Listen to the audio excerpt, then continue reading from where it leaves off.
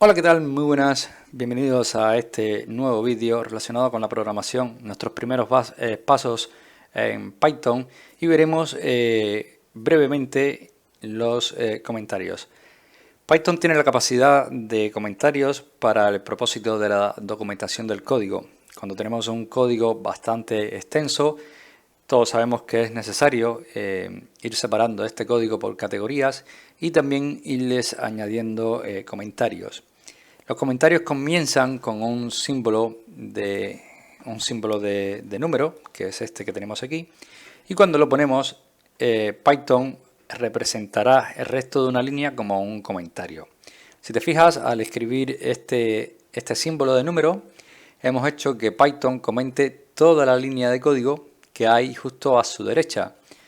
¿Qué pasa si nosotros escribimos el código de Python, si nosotros escribimos el símbolo para poder comentar esta línea, en una línea que tiene varios caracteres? Pues tomará desde la mitad de la línea, ¿vale? Tomará el comentario y se fijará de lo que hay desde el símbolo de comentario hasta la derecha. Por ejemplo, podemos comentar este print, ¿vale?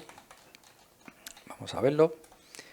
Comentamos este print y el intérprete de Python interpretará que esto que hay aquí es un comentario y no un comando print, ¿vale?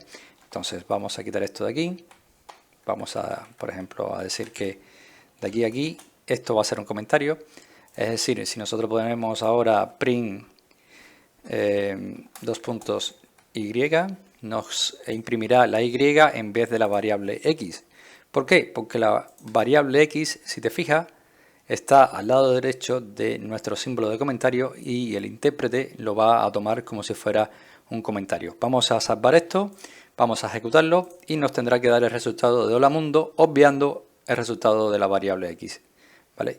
En caso de que nosotros queramos, por ejemplo, comentar la y, ¿vale? Tendremos que ponerlo delante, es decir, el corchete, el símbolo de corchete delante de la y y pasar la x delante del corchete. ¿Por qué? Porque todo lo que se queda a su derecha está justo comentado, ¿vale? Entonces estos son los comentarios en Python, no vamos a hacer mucho más hincapié en ellos, iremos desarrollando nuestro curso a medida de que vamos entrando en profundidad en lo que son, bueno, los comentarios, la sintaxis, etcétera, ¿vale?